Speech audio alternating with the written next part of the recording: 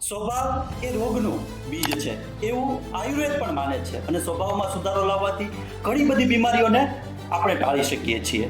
તો ચાલો આપણે જાણીએ કે સ્વભાવનો તંદુરસ્તી સાથે તથા આપણા શરીર સાથે શું સંબંધ છે.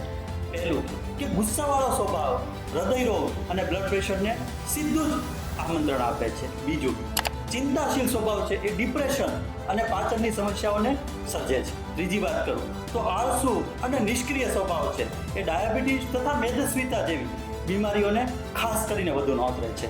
ચોથું, અતિ ઉત્સાહી સ્વભાવ અને સાથે સાથે પોતાની સતત વ્યસ્ત રાખતી જીવનશૈલી પણ માનસિક થાક અને દબાણને આમંત્રણ આપે છે. પાંચમી વાત કરું તો શાંતિપ્રિય અને સંતુલિત સ્વભાવ. મારી જે કોઈ પણ વ્યક્તિ હોય તેનું મન છે એ હંમેશા સ્થિર હોય છે, જેને કારણે તેઓમાં હોર્મોનલ સંતુલન છે એ વધુ હોય છે અને રોગ પ્રતિકારક શક્તિ પણ ક્યાંકથી ક્યાંક મજબૂત હોય છે. આ વ્યક્તિ લાંબો સમય સુધી આરોગ્યમય જીવન જીવે છે અને બીજાને પણ આરોગ્યમય અને આનંદમય જીવન જીવવા માટે પ્રેરણારૂપ પણ બનતા હોય છે. તો આવી જ યુનિક ઇન્ફોર્મેશન માટે ચોક્કસથી યુનિક એસેન્સને ફોલો કરતા રહો.